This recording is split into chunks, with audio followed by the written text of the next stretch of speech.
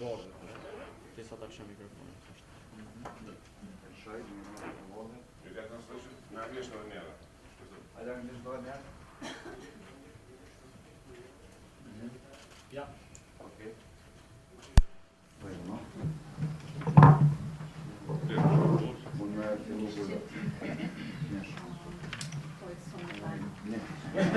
You will come. Preparing for the vacations. Yeah, we all are. Well, as long as we continue to work, but you know, we are going maybe a little bit, some weeks. In the winter, recess coming.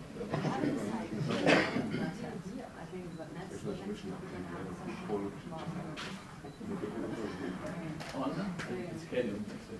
We have planned something. We have discussed with the parliamentarian about feedback on. Yeah, we'll mention that. I think it's very important. Yeah, I think it's good. You know, before the vacation and that. Not too late. Yeah, it gives us more time also to do, you know, there are some procedures to be made. So typically size and then you come back in December.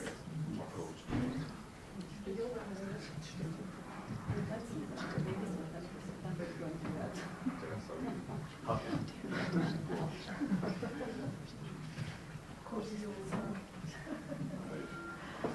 And the committee is still working in these days, or you're not meeting up? No meeting, no. I mean, it's not here.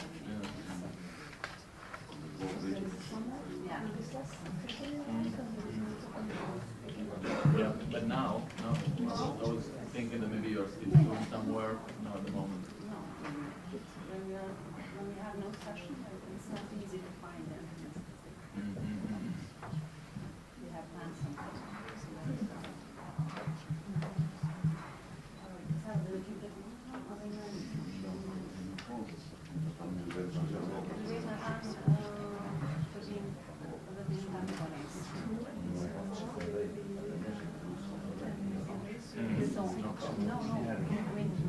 We can wait still a bit. Up to you. We have time. It's not polite, but We have to call the boss. That's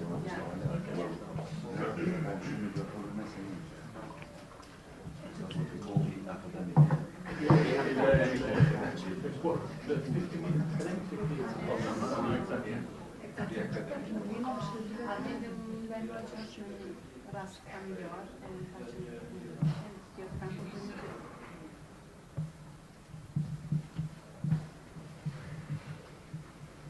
As we are not all academics, it can take longer. You,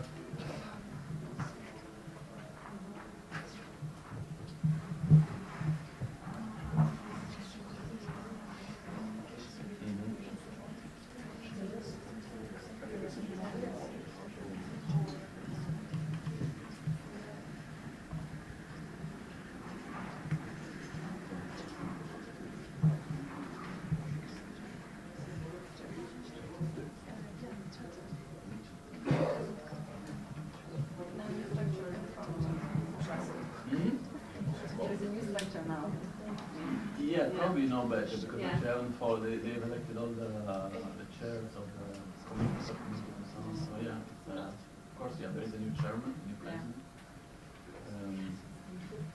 I was just thinking that this happens in the European Parliament very often. You go in some meetings in some committees, subcommittees, and well, you know, not all the members are there, but you know, that's how it works. Also because there are lots of parallel meetings happening at the same time. Yeah, They come and go. It's not the same because it's a very small country. So you cannot compare.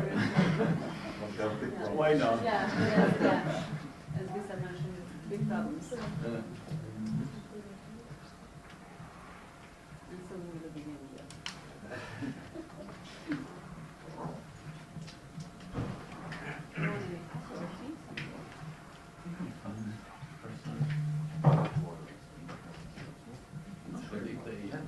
Appointed the rapporteur in the European Parliament.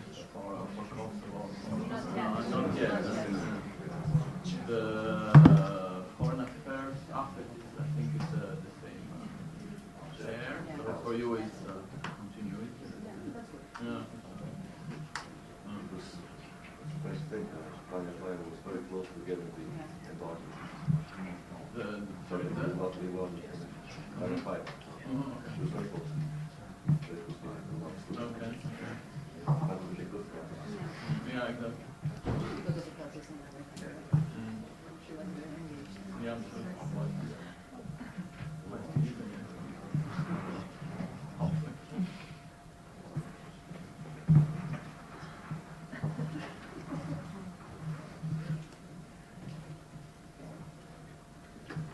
It seems like that thing is happening. Some member states becoming more.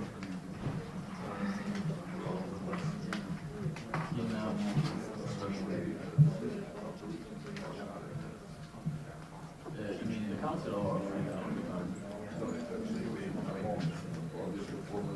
The council can have the final word on everything. But the way that I see it is that there have been some cases recently where the council is not agreeing with the commission or not fully agreeing with the presents this for the evaluation the council did on the participants in the debate or something against. I'm not sure it's not so new. I mean, there's mainly because I'm seeing a little bit more polarization, probably because the political trends are going a little bit towards extreme, so in positions which are a little bit more entrenched in some member states. You know, this is all that. Of course, it's more complicated than Sometimes it's in the politics. yeah. Members of MPs dealing with it, let's say, social media. Sometimes more alike to the country does rather than like their politics. And it was visible with the commission.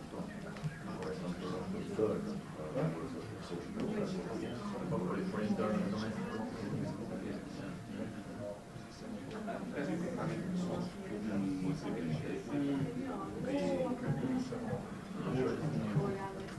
Euro integration is the implementation state. Debate always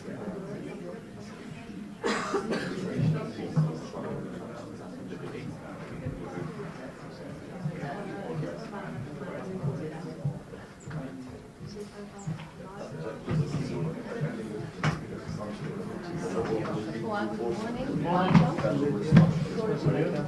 Yourself. Morning.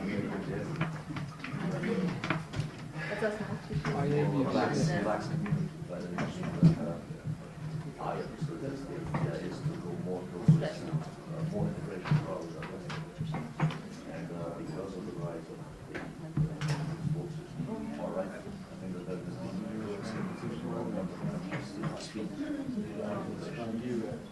yeah, the pendulum is that everything else cannot sort of maintain status quo forward and back.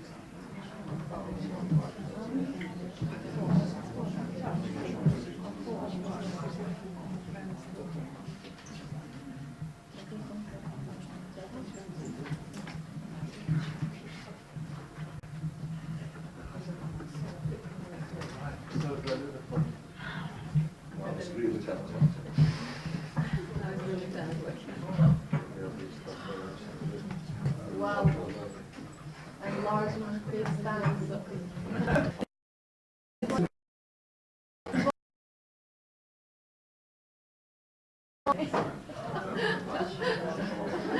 Yeah, well, I think I know it it's is a not fair, your fault. fair comment.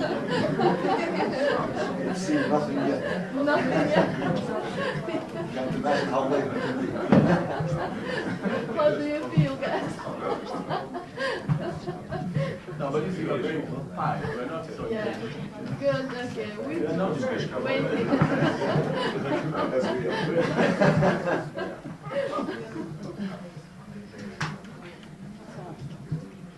I will speak Albanian, just to, in the beginning, thank you once more for being here in the Committee for European Integration, Mr. Sari and Dirta also. You, it is a great opportunity for us to have you here and to discuss about the country report. Atëherë nderuari zoti Seri, ju falenderoj shumë edhe një herë për prezencën e juaj në komision, po ashtu edhe Blertën edhe përfaqësuesin e Zyrës së BE-s që kemi sot në Komisionin për Integrime. Natyrisht në fillim dua të bëj qartë që qëllimi i këtij takimi në fakt është diskutim lidhur me raportin e vendit për t'i prekur sfidat, por edhe progresin që i ka adresuar raporti i vendit për këtë vit. Natyrisht ne duke përsëritur synimet tona për vazhdim të bashkëpunimit të Komisionit për Integrime me Zyrën e Bashkimit Evropian, me të cilën kemi pasur një koordinim të mirë të Komisionit për Integrime. Jemi sot këtu bashkë, siç jeni ndjeni, komisioni jonë gjatë fazës së fundit ka pasur një intensifikim të aktivitetit të tij si komision. Kemi kaluar disa marrëveshje, disa projekt ligje, kemi pasur në dëgjim publik dhe në raportim disa ministra që prekin kryesisht fushën e integrimit evropian dhe të parafrimit Kosovës me këtë agjendë, dhe kjo është bërë në kuadër të mbikëqyrjes sonë parlamentare si Komision për Integrime. Po ashtu kolegë deputet kanë pasur disa vizita në shtete të rëndësishme me tekst të veçantë në Francë, në Holandë dhe në vende tjera për të pa qëndrimin e shteteve lidhur me procesin liberalizimit vizave, por edhe me agjendën tonë evropiane. Atëherë nderuari zoti Seri, ne tashmë kemi marrë raportin e vendit për vitin 2019, e tash në fillim që raporti pasqyron të arriturat, sfidat, por edhe progresin që kanë bërë institucionet e vendit gjatë kësaj faze, ndoshta vetëm për t'i potencuar disa prej pikave si progres. Thuaj që Kosova ka bërë progres në zbatimin e disa reformave kryesore që lidhen me Bashkimin Evropian, veçanërisht përmirësimi i kornizës ligjore në fushën e sundimit të ligjit dhe të administratës publike. Përmend këtu pakon e ligjeve të administratës publike, e cila është kaluar në kuvend dhe për cilën natyrisht edhe raporti ka vlerësim pozitiv. Progres po ashtu thuhet që është bërë në luftën kundër terrorizmit, veçanërisht me krijimin e kushteve për rehabilitimin dhe reintegrimin e luftëtarëve të huaj, terroristë dhe të familjarëve të tyre. Ka qenë një sfidë me të cilën janë përballur institucionet e vendit dhe natyrisht ka pas një adresim pozitiv sa i përket kësaj çështje. Po ashtu identifikuar se korniza ligjore në përgjithësi garanton mbrojtjen e të drejtave dhe lirive të njerëzit dhe të drejtave themelore në përputhje me standardet e Bashkimit Evropian. Ka pas disa sfida që i adreson po ashtu raporti, por ka një progres sa i përket do të thotë garantimit sigurisë të drejtave dhe lirive të njerëzit. Përmenda vetëm disa të arritura nga kriteret politike, kriteret cilat janë të ndërlidhura edhe me procesin e liberalizimit vizave për cilin jemi të angazhuar edhe ne si komision. Në këtë raport është kërkuar decisivisht që në mënyrë urgjente të merret vendimi nga ana e Këshillit me qëllim të realizimit të procesit për liberalizimit të vizave për qytetarët e Kosovës.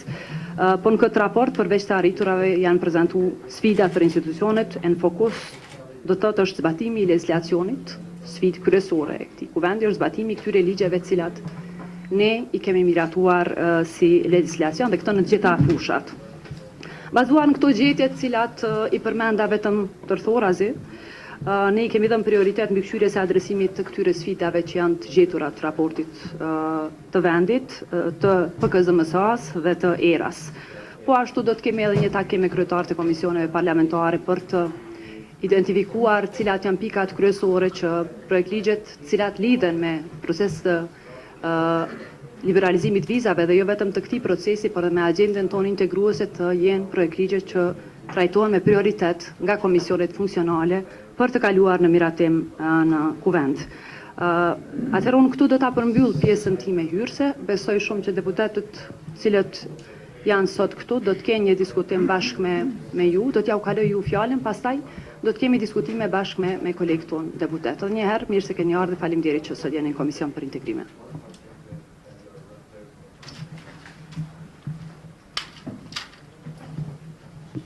Thank you very much, Madam Chair. Thank you very much for this introduction. Thank you very much for welcoming us today in this committee.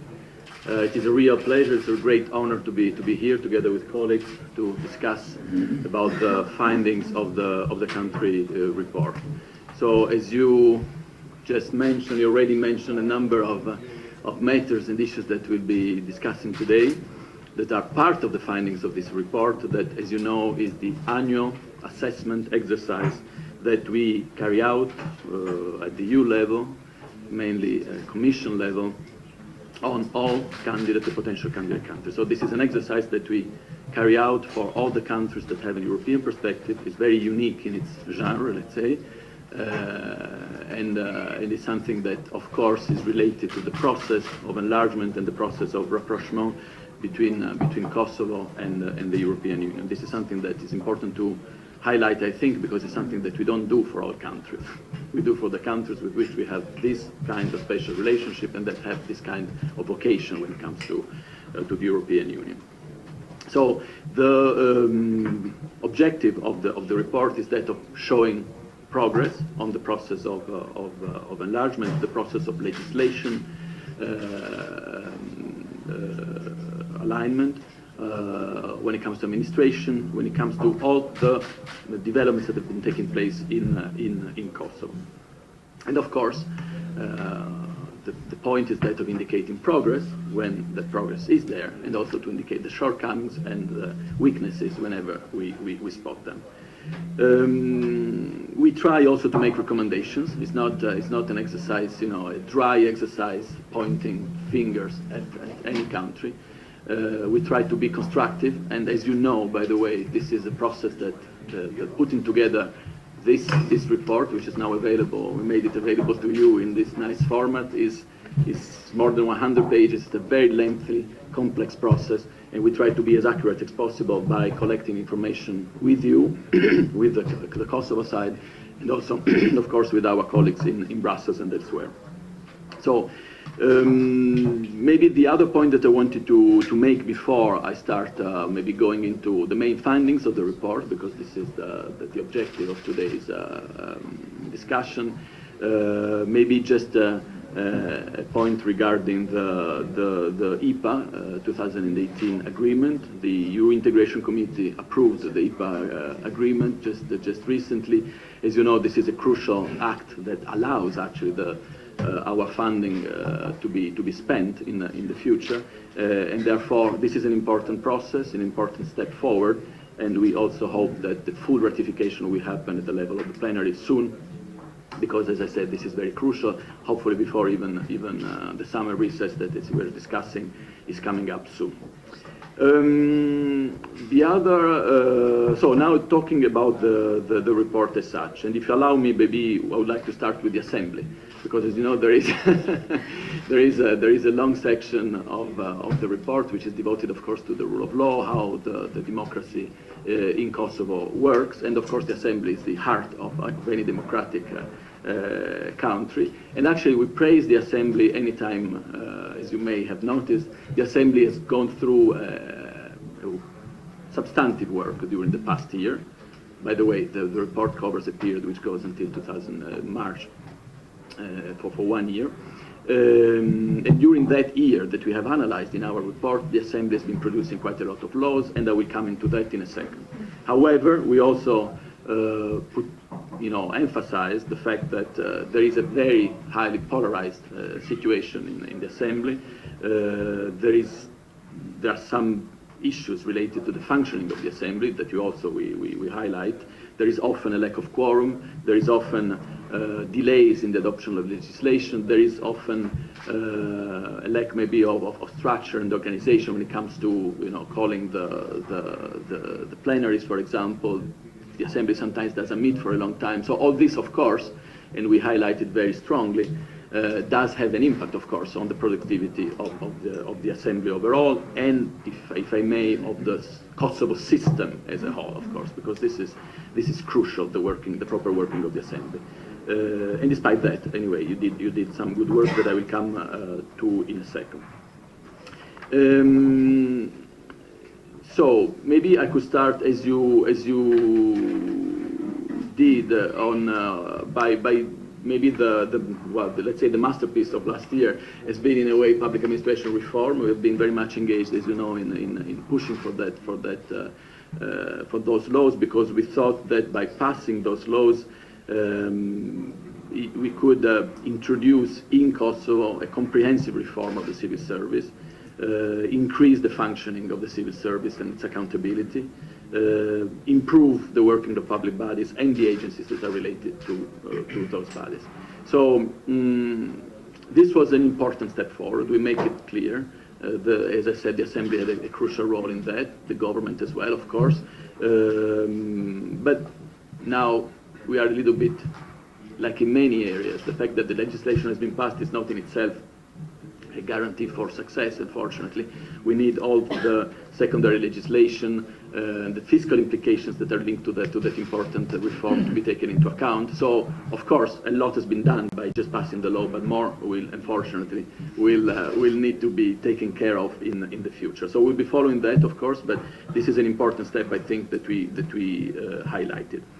There's been, as you know, quite a lot of and also again thanks to the work of the Assembly, some work which was done on areas related to the law on the fight against corruption. So, for instance, the reforms of the criminal code and the new criminal code is something that is quite important. The whole package of legislation that came, I think, at the end of last year concerning rule of law did bring into the system a new set of tools which should help Kosovo to fight against corruption.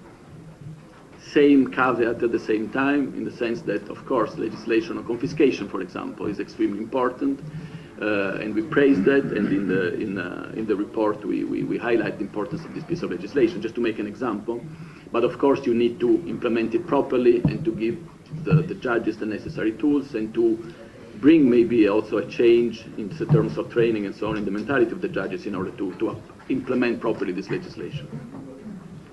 Other elements that are important, that are positive actually, that we highlighted in the report. Something that is very dear to my heart, I think, to anybody who has a strong democratic feeling, the role of civil society. It's something that you spot immediately in Kosovo. It's something that we highlight as being active, as being vibrant. The role that it plays is important, and in general this contributes to an overall landscape when it comes to freedom of expression that is by and large positive, I would say. Of course you can always bring improvement, but also compared, I would say, to some other countries in the region, this is something that Kosovo should be proud of, and again we highlighted this year in the report, even more positively, I would say, than it was the case previously, just in terms of our assessment. Economic growth, sometimes it's forgotten. As you know, it's quite important, I would say, and it is there somehow. I mean, in terms of figures, the economic growth is there, and so we devoted quite a lot of assessment, of course, to the economic criteria, which is part, as you know, the second most important criteria when it comes to enlargement. This is good, although of course there are a number of issues related to that economic growth. On the acquis alignment, there is the acquis is the EU legislation, the body of EU legislation that is, as you know, the most challenging process ahead of you. You are in that process, but of course in many areas you are still at the beginning phase somehow, because you start from far away, let's say. So this process has started over the past years, and there are areas in which we could spot and emphasize more progress than in others. For sure, for example, free movement of goods, free movement of services, capital, free movement of capital. These are areas on which there was some legislative or administrative progress that we highlighted more than in other areas. The e-procurement is something that seems to be providing at least some transparency in the competitive tendering, and this is something that we welcome. Also, for instance, public financial control, very important, although rather technical. Statistics, there, these are areas that sometimes, and policy areas that sometimes are forgotten because they're not in the limelight, but there is quite a lot of administrative work that's been done. There is progress there, and this means that bit by bit, also in terms of administrative capacity, maybe Kosovo is improving and is giving itself the instruments in order to implement the acquis, to implement new legislation, and to align to EU standards. Now, of course, we try in the report to be as balanced and honest as possible. We try to be as accurate as possible. Sometimes we fail, but in general, I think we are very proud of in all cases of the accuracy of our reports. So, of course, when it comes to issues that are still on the table that needs to be addressed, it is also quite a long list, as much as the positive one was. So, when it comes to that, I will mention a few issues. We concentrated very much on this habit, if you like, of the government to take some sort of abrupt or ad hoc decisions in some cases that are not in line with reforms objectives, to the spirit of the reforms sometimes. We mention a few cases, not specific cases maybe, but let's say this tendency is highlighted in our report. And some examples that I can make, and of course the most prominent of them, is the introduction of a 100% tariff on Serbian and Bosnian Herzegovinian goods. This was the decision the government took. It's still there. As you know, we were very critical about it. The whole international community was, the EU in particular, because this has undermined all the efforts that are of the general nature of improving cooperation at regional level. We think that it's not sustainable. We declared it publicly, and of course this is reported in the report. There is a problem for public finances, of course, and this we highlighted very much. It's linked to public administration reform, as I mentioned. It's linked because it has crowding off effect on the growth of the country. The fact of how public finances are managed sometimes does bring risks to the overall balance of the budget. Of course, the clear example are the pension schemes for various specific groups that have significantly increased public sector wages, and this of course has an impact on, as I said, on private sector development. The failure so far to reform and targeted war veterans benefits is also a concern that we have expressed also in the context of public finances. The other issue that comes up regularly, as you know, for those who follow also our reaction sometimes, but it's certainly part of our report as well, is the non-merit-based politicized appointments to senior public positions that has continued in too many cases in our view, and this of course has an impact on the functioning of the public administration, on its effectiveness in many areas of the public administration, in public universities as well, because now this is also being discussed, and it is an issue. So non-merit-based is something that for us is very important, and we keep highlighting. Then there are areas on, let's say, when it comes to policy areas. I said that there is some progress in some of them. There are important areas such as, at least as far as we are concerned, because as you know, we are also working a lot in highlighting and in raising awareness on some areas, in particular environment, in particular education. These are the two areas that have been priority for us when it comes to our dialogue with the government. And on these two areas, we don't think that there's been enough progress or enough awareness of the importance of those fields.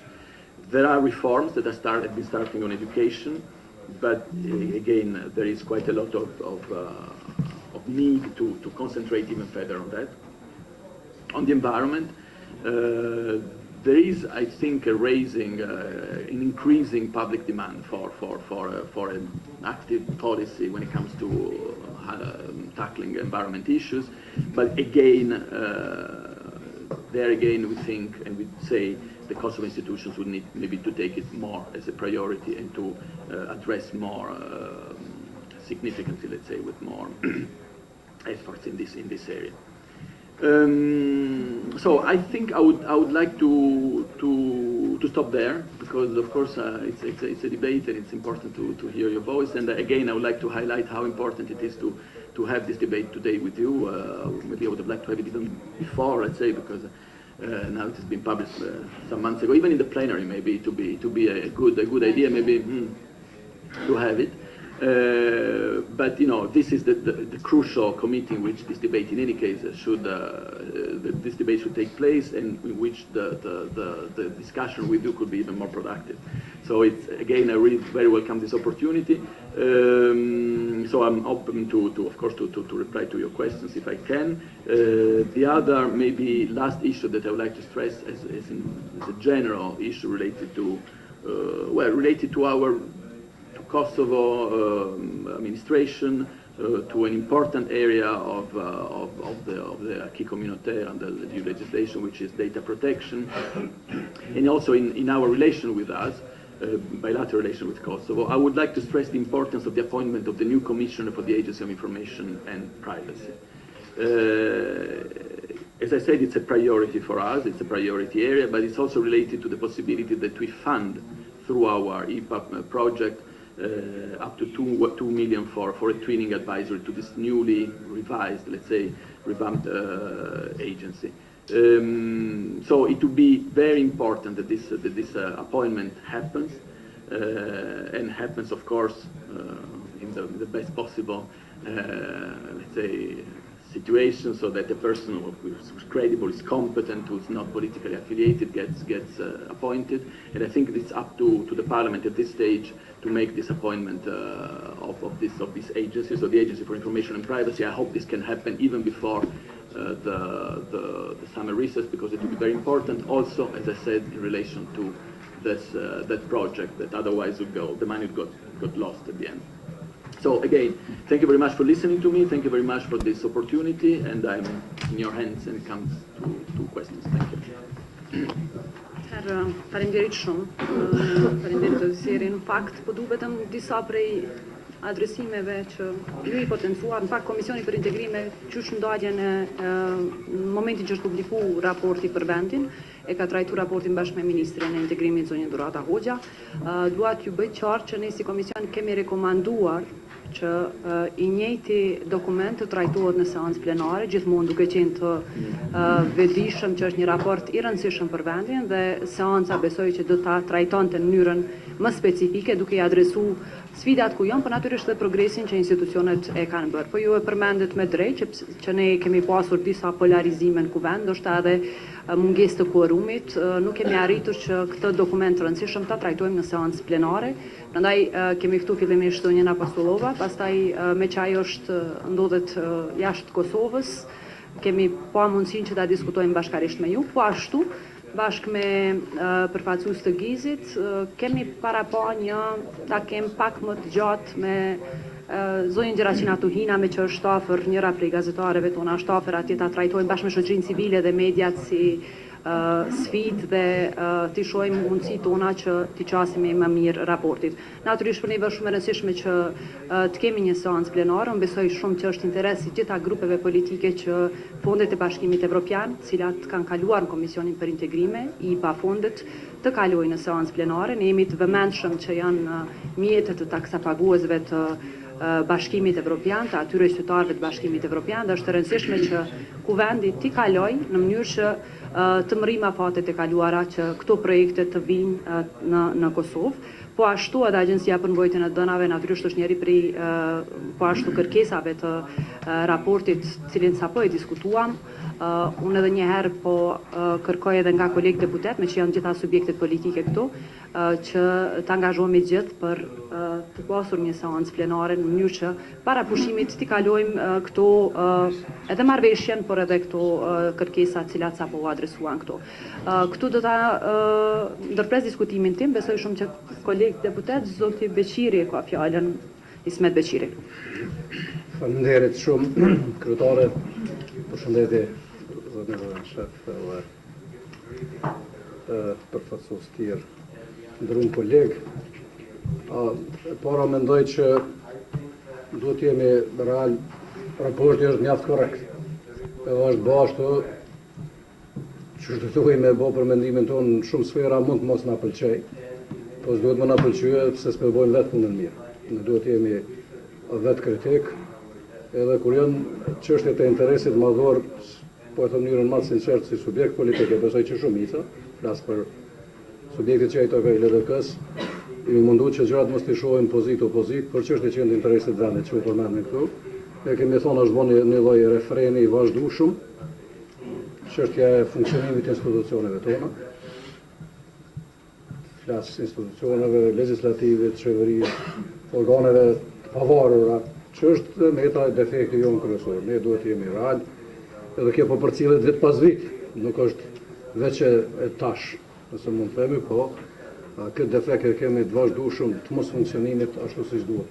Të institucioneve tona të pavarura, veçmas organeve të drejtësisë, veçmas krimi, korrupsioni, sulimi i ligjit, është një problem i madh i cili duhet të jemi real. Sa më shpejt që e kuptojmë këtë që duhet me e kryer në këtë drejtim punën ashtu siç duhet, atëherë dyert mund të kemi hapta ose hapur atje ku synojmë.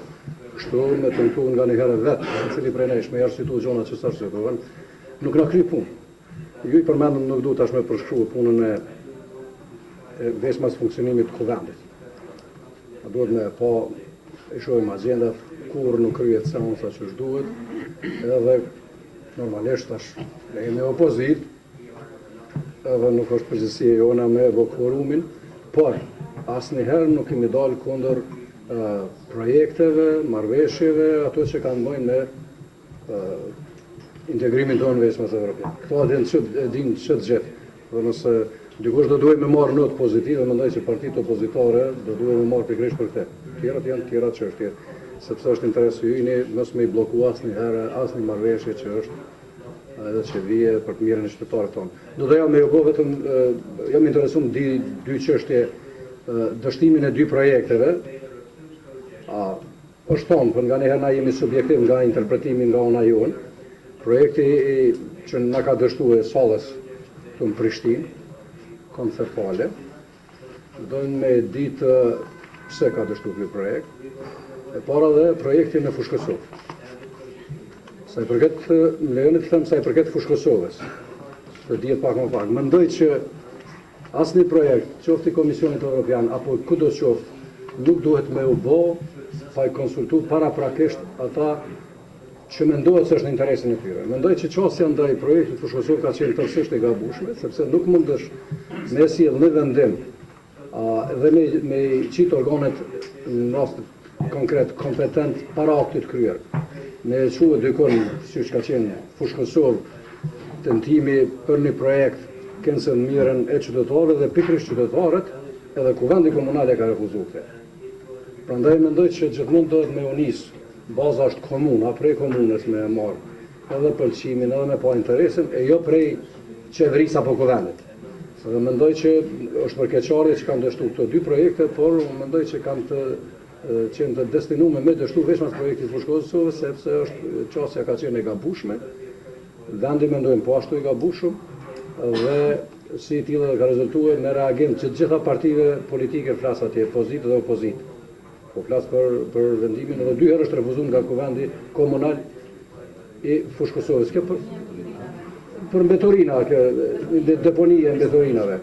Sepse nuk ka zgjidhja i me me bë deponi në një vend ku i lehtëson jetën të tjerëve e ja nxin jetën të tjerëve banor, kjo nuk është rrugë zgjidhje. Do doja me ditë shkurt edhe për këto dy projekte, sepse është humbje për ne, do të me kuptu humbje, po ku s'ja kemi qelluar është mirë me ditë, ku s'ja kemi qelluar dhe mos mund na u përsërit. Veçmas po them për të dytën, duhet me shku si Masarani një farë rregulli dhe jo pej kulmit me e bo shtëpinë, se zakonisht bëhet pej temelit, sa unë e di. Faleminderit. Faleminderit zoti Beqiri, me që ka interesim prej deputetëve, ndoshta ti marrim disa prej pyetjeve, pastaj të kalojmë te ju, zoti Milajm Zeka dhe zonja Fatmire Kollçaku. Faleminderit kryetare. E para unë zyrën e Bashkimit Evropian në Kosovë nuk e shoh si një zemër artificiale në trupin e Kosovës, po e shoh si një zemër reale në trupin e Kosovës. Me thonë, me qenë se synimi ynë është me hynë Bashkimin Evropian dhe jemi pjesë e Evropës, për ne kjo zyrë të paktën për mu si deputet ka shumë domethënie pozitive. Qoftë përmes ndihmave që na jep Bashkimi Evropian, qoftë përmes këshillave që na jep zyra e Bashkimit Evropian, qoftë përmes vërejtjeve. Të vetmin sugjerim si deputet që e kam për zyrën e juaj, e më shumë si vërejtje për palën tonë kosovare, është që ne të mos komunikojmë në stilin ne dhe ju dhe ne, po të themi që jemi ne, sepse jemi të gjithë bashkë, e para. E dyta, çështja kur ne po shkojmë jashtë, po bombardohemi nga parlamentet të ndryshme rreth liberalizimit vizave që nuk i keni plotësu kriteret, nuk e keni bo luftën kundër korrupsionit në masën sa duhet, edhe këtu mendoj që zyra juaj duhet me qenë pak ma reale, për arsye se korrupsion ka pas edhe nga ne, po ka pas korrupsion shumë të madh nga administrata UNMIK-ut në Kosovë, dhe dim që ka pas korrupsion edhe nga EULEX-i, brenda EULEX-it, ka pas skandale shumë të mëdha, për cilat ju e dini, po edhe ne e dim, dhe normalisht që detyrat kryesore na takon ne si pjesë e Kosovës me i kry. Unë kam një çështje me e drejtu të çështja e sundimit ligjit në Kosovë, të policia, të prokuroria edhe të gjykatat. Me keqardhje tham që shurja e mandatit e EULEX-it në Kosovë pavarësisht defekteve të tij për mua është një diçka shumë negative. Po të isha unë udhëheqësi i këtij shtetit, unë doja vazhdoja mandatin e EULEX-it dhe Bashkimin Evropian për kontrollin e policisë, gjykatave dhe prokurorisë edhe 50 vite. Sepse sa do i keq që ka qenë EULEX-i, sa do i keq që ka qenë në thojza, sa do me defekte, është 1 milion ma i mirë se sa prokuroria, gjykatat edhe policia e Kosovës. Por e kam një këshill për zyrën e Bashkimit Evropian. Nga njëherë ju po flisni për ato raste e shenjtruara që keni në shënjestër. Unë mendoj që aja është një presion ndaj gjykatav edhe ndaj prokurorisë të Kosovës. Pse tham që është presion dhe përzirje në drejtsinë e Kosovës? Ju duhet t'i bani presion presidentit, zyrës presidentit, këshillit prokurorial në përzierjen e prokurorëve të mirë edhe të gjykatësve të mirë.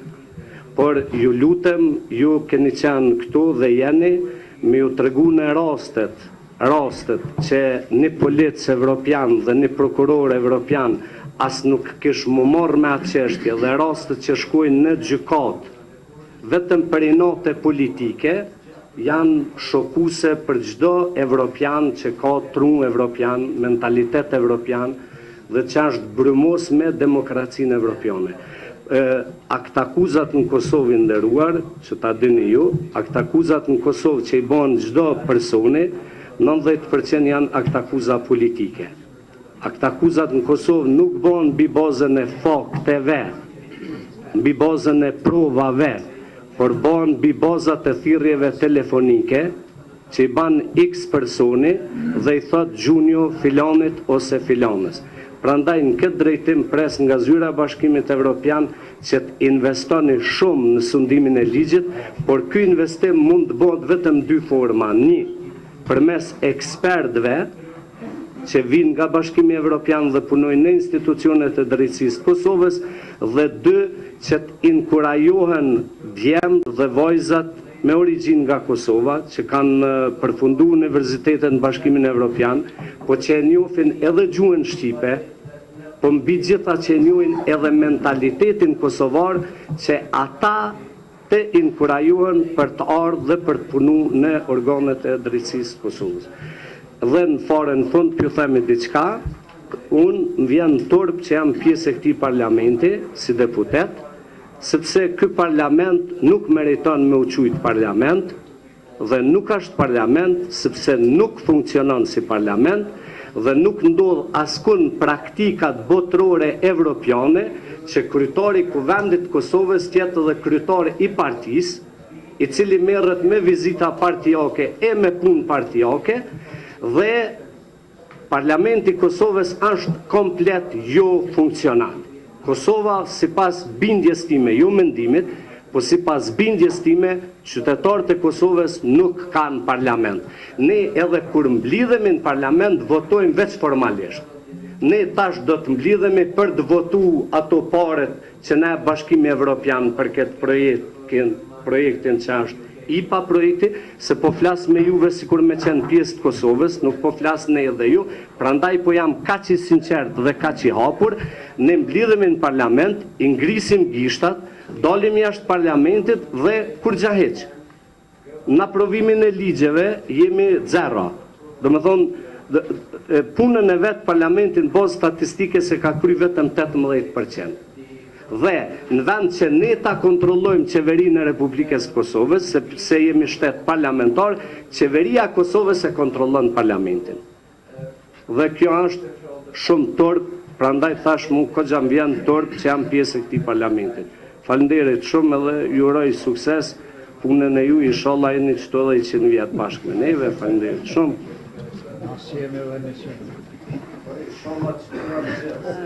Zonja Fatmire Kolçaku, jo, veç për korektësi, po du me thonë veç një sen, sepse i mbes bërsh zotit Zekaj, për çështjen e kryetarit të Kuvendit, sepse ju e dini që zoti Veseli është në vizitë jo për të përfaqësu Partinë Demokratike të Kosovës, për të përfaqësu shtetin, ashtu si që janë të ftuar edhe zoti Abdullahu, dhe të thot nga LDK-ja dhe Mimoza Kusari nga Alternativa, prandaj po konsideroj që takimet tilla janë me interes që të përshëndrohemi tek sfidat e raportit për vendin, natyrisht polarizimet e Kuvendit janë çështje që ne do t'i zgjidhim bashkarisht. Zonja Fatmire Kolçaku, zoti Visari merri dhe fjala është tek ju, pastaj zoti Siri. Faleminderit. Fillimisht ju përshëndes, na vjen mirë që jemi në një takim të përbashkët dhe besoj që është një interes i përbashkët si ta afrojmë Kosovën me BE-n, do thotë në kuadër procesit zgjerimit.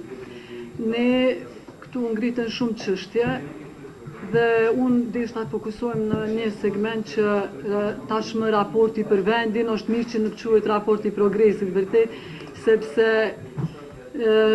kur të quhet raporti progresit, atëherë vërtet duhet ketë aty shumë progres. Meqense ende nuk ka shumë ngecje se sa progres, është më korrekt quhet raport për vendin.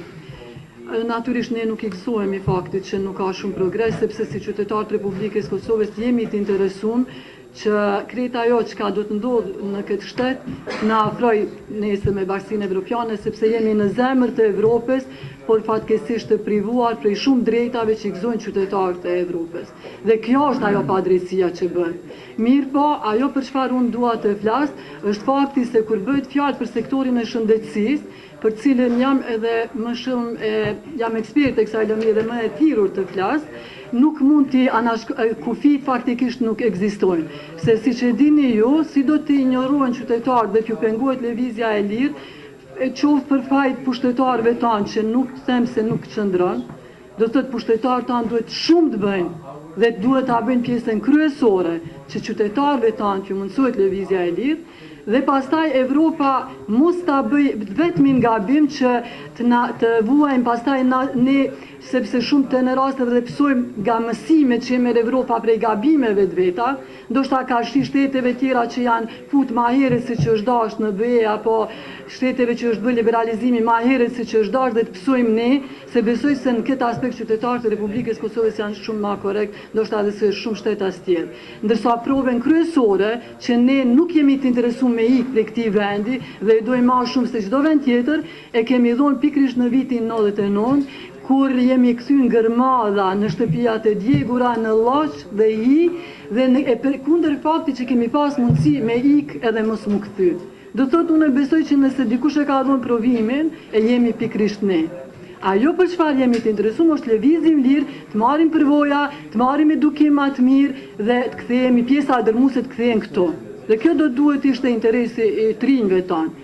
Mirë po, ne pam edhe Ministria e Shëndetësisë e bëri një marrëveshje me Ministrinë e Gjermanisë, me Ministrin përkat Gjerman të Shëndetësisë, që unë shpresoj shumë që këto trajnime të shërbejnë stafi shëndetësor shumë më shumë për të mbetur në vend, me ekspertizën që do ta marrin, se sa për të ikur nga vendi. Edhe nëse ikin nga vendi, jenë ato kontrata të tilla disa vjeçare që i mundsojnë të vazhdojnë edukimin profesional, ndoshta për disa vite edhe me paga më të mira ata përmirësojnë standardin, por përsëri të kthehen në vend, sepse ne nuk jemi të interesuar të krijojmë shkolla edhe trajnime për stafin që të ikë, do të ta përgatisim. Kështu ashtu është duke ndodhur një liberalizim i jeshtur i trurit Kosovës, pikërisht në sektorin e shëndetësisë, ku ne i shkollojmë kuadrat dhe tashmë të gatshëm ata po na ikin. Ne nuk jemi për t'i penguar, sepse ne kemi vujt për 20 vite, unë personalisht kam vujt për 20 vite për mungesë të mundësive për trajnim të vazhdueshëm profesional. Do thotë ne kemi nevojë, shkojmë dhe të marrim përvoja dhe edukim shtesë.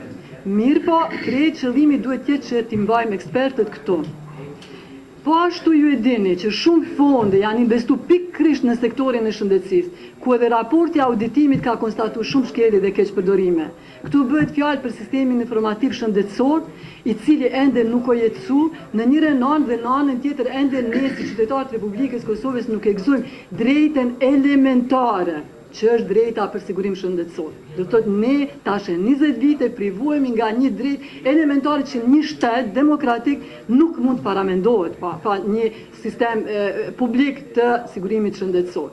Kjo një anën tjetër, kur fola për mungesën e kufive për smundje, nën kupton që ne qytetarët e Republikës Kosovës janë privuar që të lëvizin drejt shërbimeve më të mira në nevojë për shërbime që nuk kanë mundësi të marrin Kosovë. Kosova i ka nënshkruar 2-3 marrëveshje me Kroacinë, Shqipërinë dhe Turqinë që nuk janë të mjaftueshme për gjitha shërbimet që kanë nevojë qytetarët. Për shembull, për transplantim të organeve. Për shembull, Eurotransplant është një institucion që i mundson qytetarëve në rast nevoje për një organ mos të presin. Do thotë Evropa është e hapur dhe kudo që paraqitet për shembull një veshk për një qytetar në bazë gjitha dhënave që janë të futura në sistem, ai qytetar do të arrijë në rend pa prit rendis nëse gjendet organi i dur. Do thotë Eurotransplant është një arritje shumë e madhe për qytetarët që jetojnë BE, po që janë privuar, për shembull qytetarët e Republikës Kosovës. Do të thotë ne po ashtu ju e dini që smundjet gjithse brenda 24 orëve një qytetar mund ta bartë smundjen në krejt glob përmes aeroplanit, transportit, do të thotë nuk ka kufi kur bëhet fjalë për smundje. Ne kemi ngecjet më të mëdha janë evidentuar në raportin për vendin pikërisht në sektorin e shëndetësisë. Dhe me të vërtet kjo është përkeqardhje, se këtu bëhet fjalë, siç e ceka, për 2 drejta fundamentale, bazë gjitha konventave, po edhe legjislacionit dhe kushtetutës në fuqi. Prandaj, ajo që ka e tha pak bashkangjit në zotrin Zeka, kur tha që ne dhe ju nuk duhet ta shqyrtojmë raportin ne dhe ju. Ne gjithë jemi qytetarë të Evropës, ne gjithë jemi të interesuar që jemi një familje e madhe pa kufi, sepse kjo nuk është interesi veç i qytetarëve tonë, është interesi edhe i Evropës, që të lëvizim të lirë, shkëmbejmë përvojat dhe normal që gjithë forcën ta kthejmë në ndërtimin e këtij vendi. Këtu ka nevojë për demokratizim, këtu ka nevojë për institucione që janë të pa korruptuara dhe të pa kriminalizuara, këtu ka nevojë për sundim të ligjit. Këto janë mungesa evidente në këtë vend. Dhe ne mendojmë që këtu ne duhet shënojmë përparim. A në anën tjetër, Evropa duhet ta kthej kokën nga Kosova, mos harroj që pjesa dërmuese qytetarëve, mos them shumica më e madhe janë pro-evropianë dhe dëshirojnë të bëhen pjesë e Evropës dhe ky fakt nuk duhet neglizhohet nga gjithë partnerët e Bashkisë Evropiane. Faleminderit. Faleminderit zonja Koçaku. Kemi edhe 2 deputet. zotin Mysari Meri dhe Ismail Kurteshi, Zenon Bajazit, Ismail Kurteshi, po bëjnë një balans politik në së ndihur.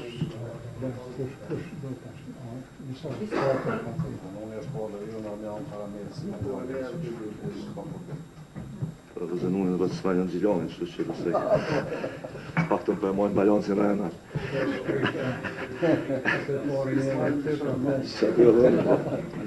Falënderi shumë. Do të tentoj të jem sa më i shkurtër sepse shumë gjëra u thanë, po mendoj që do t'i kthejmë pak raportit dhe temës së diskutimit sot në këtë mbledhje të komisionit. S'pare mendoj që në farë kështu, nuk është kjo vërejtje, po në farë problematike që mendoj që shfaqet sa herë që flasim e diskutojmë në këto terma, veçanërisht për raportin e vendit, i cili mbulon në një gamë të gjerë të çështjeve, edhe mënyra se si domosdoshmërisht duhet të paraqitet ky raport e veçanërisht rekomandimet, mendoj që pak rrezikojmë që tash të ikim nga, si të them kështu, ajo figura e përgjithshme, duke teknikalizuar dhe konkretizuar propozimin në një farë mënyre ka hapësirë të them ashtu që institucionet në këtë rast prej qeverisë deri te kuvendi ta fitojnë një lloj kështu vetë mjaftueshmërie dhe gëzimi me që i kanë përmbush disa prej kritereve teknike e të cilat e ndihmojnë deri diku çështjen e përgjithësi pas një nuk e zi.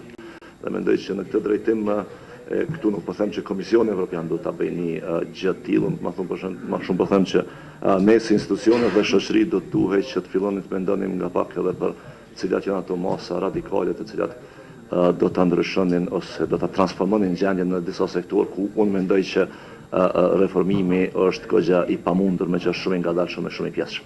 Dhe në këtë drejtim, për shembull kur flasim për sundimin e ligjit dhe të këtë sektor, në përgjithësi atë shihet qartë që përkundër asaj që ka disa masa që mund përshëndeten te amandamenti i ligjeve e të tjera, prapë kemi një problem madhor i cili vazhdimisht po paraqitet këtu. Por nuk është se ta zëm luftimi i krimit të organizuar të korrupsionit në Republikën e Kosovës është përmirësuar dukshëm përkundër faktit që disa prej atyre çështjeve janë tik pozitivisht. Do të thonë kjo është kry, po në përgjithësi prapë jemi pak a shumë, po them kështu, në gjendjen e njëjtë. Unë mendoj që këtë duhet ta lexojmë ndryshe si institucion ose si shoqëri në përgjithësi. Çka do të nuk kuptonte një shoqëri demokratike edhe një shtet ku sundon ligji, krahasuar me situatën cilën e kemi këtu në Republikën e Kosovës, do të nuk kuptonte që për ta përmbledhur e thjeshtëzuar sistemi i gjyqësorit në Kosovë dhe Republika e Kosovës në përgjithësi duhet të dëshmoj që e ka aftësinë të jetë më e fuqishme se individet e caktuar të mbeshur me pushtet politik. Mendoj që kjo është pak a shumë në të gjitha ato diskutime e vërejtje e rekomandime që vijnë nga Bashkimi Evropian, pak a shumë kërkohet kjo. Dhe mendoj që më së miri e më së shumti kesh përfaqet në rastet e identifikuara që zyra e Komisionit Evropian këtu i ka përcjell për sa i përket procesit të liberalizimit të vizave. Pra janë ku ta diun 10-15 raste, nuk e di sa kanë qenë, dhe nëse në këto raste shihet që ka progres, e progresi nuk kupton ndikim në vendimin e gjyqësorit, por trajtim i drejtë i këtyre rasteve, atëherë kjo dëshmon që Republika e Kosovës ka filluar të pjekët. E këto raste natyrisht kanë bënë jo të gjitha, por shumica e tyre janë të lidhura me njerëz që kanë pushtet politik. Pra ne duhet ta dëshmojmë si shtet. A kemi aftësinë, vullnetin, guximin që të ndëshkojmë kur janë për të ndëshkuar personat me pushtet politik e të cilët janë identifikuar e argumentuar se janë përfshirë në korrupsion dhe krim të organizuar. Dhe këtë nuk e kemi bërë. Prandaj, çfarë do të iku tjetër për mendimin tim, edhe pse pozitiv, është absolutisht i pamjaftueshëm për ta vlerësuar në përparim, do të thosha kështu, në Kosovë në këtë sektor. Çështja e dytë që dua ta ngris ka të bëjë natyrisht me çështjen e zhvillimit ekonomik, të cilën në shumë prej takimeve tona ne disi sikur e neglizhojmë, meq mendojmë se këto probleme tjera janë shumë më urgjente, shumë më të mëdha. E unë mendoj që më urgjente dhe më e madhe është ajo, edhe pse zgjidhja për të kur nuk mund të jetë as afërshkurt as aty për atyshme. Po edhe këtu mendoj që praktikisht modeli i shtetit të ndërtuar në Republikën e Kosovës për këto 20 vite të pas luftës, gati se e pamundson një zhvillim të duhur ekonomik. Sepse zhvillimin ekonomik ne përkundër rritjes asnjëherë nuk e vlerësojmë, e që do duhet ta vlerësonim në bazë të efektit që e ka në mirëqenien e qytetarëve. Ekonomia në fund të fundit do duhet të shërbente mirëqenies së shoqërisë.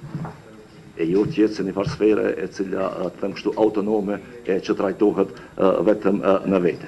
Dhe në këtë drejtim konsideroj që shumë ma shumë duhet të investohet në mekanizma të cilë të bëjnë një rishpërndarje më të barabartë pasurisë. Sesa vetëm në mekanizma të cilë krijojmë e akumulojmë pasuri. Sepse kjo nga njëherë edhe ndodh, mirë po edhe kur po rritet ekonomia, në fakt pjuritën, si më thonë, pasuria një grupi të vogël të caktuar të njerëzve e jo mirëqenia së qytetarëve në përgjithësi.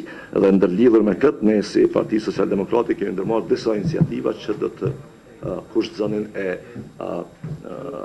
orientonin një ekonomi e cila fillon të jetë më shumë në shërbim të qytetarëve. Tash disa prej këtyre çështjeve janë të evidentuara në raportin e progresit, pra prej drejtat punëtorëve e veçanërisht të statistikat të për mua jashtëzakonisht skandaloze të punësimit. Pra jo vetëm niveli i papunësisë, po për shembull kur kjo zbërthehet në papunësitë të rinjtë, veçanërisht papunësitë e gradë, shihet se sa keq e kemi të ndërtuar ekonominë edhe sa keq po ndërtojmë shoqërinë për shkak se e kemi keq të ndërtuar ekonominë. Në këtë drejtim konsideroj që këto do duhet të ishin ato që na alarmojnë neve si institucione më shumti të gjetura nga raporti që është bërë për Republikën e Kosovës. Sidoqoftë, edhe një konsideroj që një raport i tillë është jashtëzakonisht i rëndësishëm edhe shumë domethënës për Republikën e Kosovës. Fatkeqësia tash këtu është që edhe këtë raport ne e lexojmë me thjerza të ndryshme. Pra, përgjithsisht opozita i lexon çështjet negative, e përgjithsisht pushteti i lexon vetëm ato pozitive. Edhe në këtë barikadim ku nuk ka fare ndërveprim, pra ta quaj kështu politik, atëherë po është problem edhe me identifiku cilat janë çështjet vërtet, kështu politikisht e institucionalisht, dhe duke mos e identifiku ato, edhe duke, më falni shprehje, duke gënyer veten se cila palë, ne po vim në një pozicion ku praktikisht raporti i progresit është, si të them, kështu një lexim ose një libër të cilin e lexojnë ata që kanë interes, po që efekti të cilit po është jashtëzakonisht i kufizuar në mendimin e veprimin tonë politik. Sepse unë vërtet mendoj që kur lexohet raporti i progresit, tash natyrisht secili prej deputetëve dallon edhe për shkak të, si them kështu, sfondit të tyre profesional, po raporti i progresit do të më lezu pikë pari dhe mbi të gjitha si një lloj qasje kritike ndaj shoqërisë që njëjtë. Dhe reflektimit të saj politik më pastaj. Ose edhe si një propozim e një avansim drejt asaj se çfarë shoqërie duan ta ndërtojnë. E cilat masa politike të duhet të ndërmerreshin për një gjë të tillë. Ju falenderoj.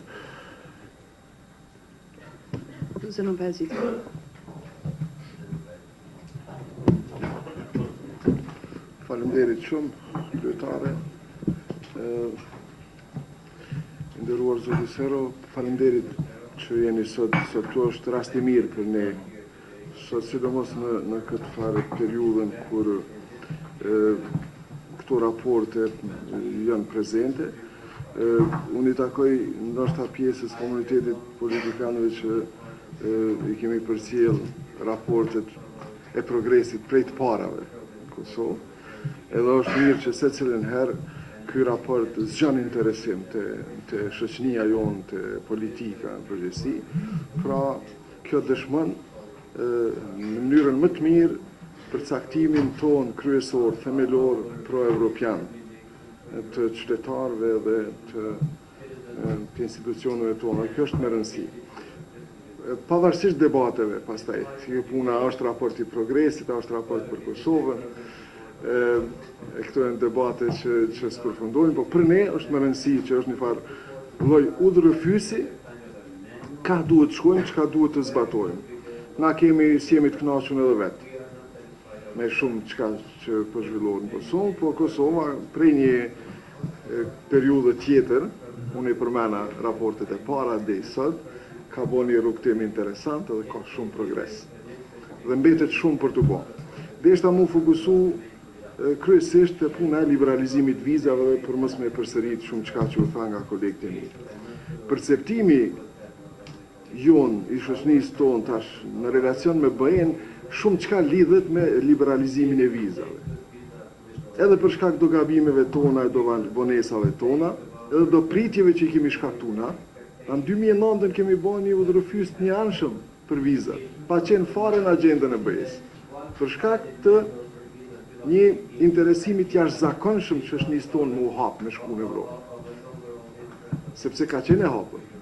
Në aparat në dhejtës, njerëzit tu kanë lëviz lirshëm. Edhe kemi arë një fazë ku jemi të fundit. Prej ati udhërrëfyesit zyrtar tonit të parë që e kemi marë prej BE-s, dhe në fund janë zhvendos kritere dhe kemi pas kritere politike që s'ka qenë rast të vendet tjera. Tash s'fundmi kemi hezitim disa vendeve të BE-s, po i them këto para ju, zotniseri, se ju jeni shumë më rëndësi që jeni këtu, raportet të juve, raportet për Kosovën varen prej shumë prej jush. Dhe tash kemi një situatë ku disa prej vendeve të BE-s, po them, pa i muhu vonesat tona, kush do qofshin, qysh do kofshin ato prej nesh, kemi hezitimet për disa vendeve të rëndësishme, edhe kryesisht për çështje të sigurisë, që lidhen po ashtu me politikat e brendshme të vendeve të BE-s. Po ju siguroj që nëse do të ketë vonesë në liberalizim të vizave për Kosovën, kostoja do të jetë shumë më e madhe e vendeve të BE-s që do të paguajnë, sepse po ndihmojnë me izolu një vend që potencialisht ka gatishmëri me kon pjesë e BE-s. Dhe ky izolim nuk mund të jetë përgjithmonë kështu. 3 tanë po dojnë me lëviz. Mbyllet një derë këtu, ata e hapin një derë aty.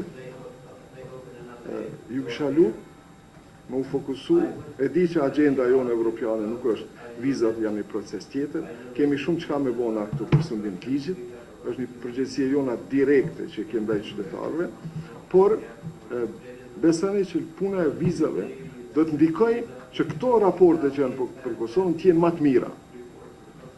Qatë moment që Kosovarë do të lëvizin lirshëm, do të kemi, nështë do të ketë një farloj se ka hezitime, a sa do të shkojnë, sa do të kthehen e tjerë, po do të ketë progres në këtë vend.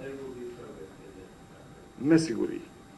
Kjo besoj që do të ndihmoj edhe do të përmirësoj edhe këtë perceptimin tonë qytetar ndaj BE-s, që është lidhë shumë tash me punën e vizave. Edhe njerë ju falenderoj shumë edhe për prezencën këtu edhe për punën e angazhimin e ju. Falenderit. Faleminderit, zoti Ismail Kurteshi, zonja Donika Koda, pastaj kalojmë tek ju. Ju falenderit, përshëndetje për zotin Ricardo dhe ekipin e tij. Diskutua rreth këtij raporti që po të bëjmë me zgjerimin Evropës, nuk do të ndalem në çështjet për të cilat folën kolegët, unë do të ndalem në 2-3 çështje specifike dhe njëra ndërtohet që i keni kushtuar rëndësi mjaft të madhe në këtë material janë normalizimi i marrëdhënieve Kosovë-Serbi dhe aty vrehet se ju jeni fokusuar në 2 çështje që të bëjmë përshtypje se këto janë 2 çështje të cilat po e pengojnë normalizimin që sipas me nuk është e vërtetë. Spari, jeni fokusuar shumë të marrëveshja 25 gushtit 2015 në lidhje me asociacionin e komunave dhe kërkohet nga Kosova që të lëviz në këtë drejtim, po kërkom nuk është përmend se në atë marrëveshje përveç tjerash ka ekzistuar edhe një pikë në të cilën thuhet se marrëveshja do të shkojë në gjykatën kushtetuese dhe ajo që vlerësimi i gjykatës kushtetuese do të jetë shumë i rëndësishëm dhe ajo marrëveshje ka shkuar në gjykatën kushtetuese, gjykata kushtetuese ka konstatuar se janë 23 shkelje kushtetuese dhe se nuk mund të arrihet një marrëveshje në ato shkelje, po patjetër do të ndodhë një marrëveshje në të cilën evitohen këto shkelje. Pra, kësaj çështje, këtë çështje nuk mund ta mënjaloj ose as Bashkimi Evropian dhe as Serbia, po kjo do duhet patjetër që të respektohet si pjesë e marrëveshjes për të arritur marrëveshjen. Çështje tjetër po ashtu është përmendur taksa që po i pengon bisedimet me Serbinë, po në të vërtet marrëdhëniet e këqija mes të Kosovës dhe Serbisë datojnë shumë më larg se sa taksa dhe se sa asociacione. Janë synimet hegemoniste të Serbisë për teritoret të Kosovës që problemi kryesor dhe këtë nuk mund ta injorojmë dhe po ashtu nuk mund të shpreson dikush se kjo mund të i kalohet. Atë Kosova ka dhënë mjaft tash jep edhe një copë toke edhe merren vesh. Jo, tokë mo Kosova nuk do të ketë me dhënë dhe është mirë këtë çështje ta kupton edhe Bashkimi Evropian i cili po ndihmon. Çështje tjetër është se çështja e gabueshme e Serbisë e që po heshtet edhe nga të tjerët, sepse për Kosovën bisedimet po zhvillohen mes dy shteteve, kurse për Serbinë bisedimet po zhvillohen mes të shtetit Serbisë dhe të krahinës së jugore të Serbisë, që kjo punë ka marrë fund sepse na jemi shtet i pavarur mbi 11 vite. Po ashtu, problemi është edhe mos respektimi i marrëveshjeve nga ana e Serbisë dhe shkelja e të drejtave njerëzore të shqiptarëve në luginën e Preshevës në të gjitha fushat, në fushën e arsimit, në fushën e punësimit, në fushën e sigurisë dhe shumë fusha, është komuniteti më i shkelur në Evropë dhe asnjëherë në asnjë forum nuk i dëgjohet zëri, edhe për shkak të fajit të përfaqësuesve të Kosovës në Bruksel, të cilët asnjëherë nuk e kanë ngritë këtë çështje. Pra mendoj që derisa nuk i shohim gjërat realisht, nuk mund të bëjmë zgjidhje. Çështje tjetër që kisha dashur këtu me potencu me që edhe i takoj sferës së arsimit, është çështja e arsimit. Po më vjen mirë që Bashkimi Evropian në Kosovë i ka dy prioritete, ambientin dhe arsimin. Sa i përket fushës së arsimit, ku unë kam shumë informata se jam në atë komision, edhe pasi që arsimi është bë prioritet edhe i Bashkimit Evropian dhe prioritet edhe i kuvendit në cilin ne jemi që nga viti 2017, gjendja në arsim nuk ka ndryshuar për të mirë. Ne e dimi që Bashkimi Evropian ka investuar dhe po investon në arsim, por mendoj se para çdo investimi do duhej konsultime më të gjera dhe kontroll më i madh i investimeve të Bashkimit Evropian, po natyrisht edhe tonave. Do duhej, mendoj që të investohet në bazë, në shkolla, në atje ku janë nxënësit, ku janë mësuesit, sepse është fakt që këto vitet e fundit ka shumë konferenca, ka shumë punëtori, ka shumë gjëra të tjera për arsimin, po krejt këto pak po ndikojnë në shkolla. Në shkolla tona gjendja ka mbetë ajo që ka qenë, cilësia në arsim është jashtëzakonisht e ulët, ndërhyrjet politike po e dëmtojnë arsimin dhe ato po vazhdojnë edhe sot e kësaj dite të jenë prezente në çështjen e arsimit. Çështje tjetër që ma shkurt do të ndalem këte, e thatë edhe ju në fjallën tuaj se bazuar në shifra në Kosovë po ndodh zhvillim ekonomik. Bazuar në shifra edhe ndodh zhvillim ekonomik, po bazuar në jetën praktike nuk po shihet ndonjë ngritje standardit, nuk po shihet rritje e punësimit, nuk po shihet ndonjë përmirësim edhe në fusha tjera që mund të quhen që lidhen me standardin, si që shëndetësia, arsimi dhe fusha të tjera. Prandaj ajo që është e shënuar që paraqitet në shifra do duhej që të jetë edhe në jetë të vërejta, qytetarët ta preken atë, për ndryshe derisa kjo shihet vetëm në shifra, por nuk shihet në perspektivën e këtij vendi, atëherë numri të rive të cilët qoftë me viza, qoftë pa viza, po ikin në Europë është alarmant për vetë ne, ma shumë se për Evropën që po i shkojnë kuadrët të kualifikuara edhe në një farë mënyre po përfiton. Edhe krejt fond kisha me thonë edhe një çështje. U folë për progresin në hartimin e ligjeve. Po, është e vërtet që ka progres në hartimin e ligjeve, po nuk ka progres në zbatimin e ligjeve. Dhe në Kosovë ka kohë që nuk kemë problem ligjet, neve nuk kemë të në mungu ligjet, madje kemi edhe ligje mjaft mira, sepse pjesën më të madhe i kemi marrë nga vendet e zhvilluara evropiane, i kemi, ose s'paku pjesërisht i kemi marrë, po këtë modelin e respektimit e kemi autokton, nuk ka ndonjë respektim siç ndodh në vende tjera. Dhe krejt në fund, sa i përket një seancë që edhe kryetarja Komisionit u angazhu që edhe kërkoj nga ne të tjerët që të angazhohemi të ambojmë lidhje me këtë raport. Besoj që kur dë që thirret kjo seancë, do të bëhet deri tash nuk më mend që dikush ka thirrë një seancë të tillë për të analizuar raportin në lidhje me Kosovën. Do të ishte e shëndetshme që të thirret një seancë për këtë çështje, të debatojmë të gjithë, ta nxjerrim realitetin në shesh dhe pastaj të mundohemi që gabimet tona, kryesisht janë gabimet tona, tërësisht, i korrigjojmë në të mirë të qytetarëve të Kosovës. Faleminderit. Zonja Donika Kodaj. Faleminderit shumë. Mendoj se u tha krejt çka pat me u thonë pak a shumë, edhe nuk kemi shumë dallime as polarizim, pavarësisht që jemi opozit, sepse pajtohemi gjithë me shqetësimet të cilat vinë në raport.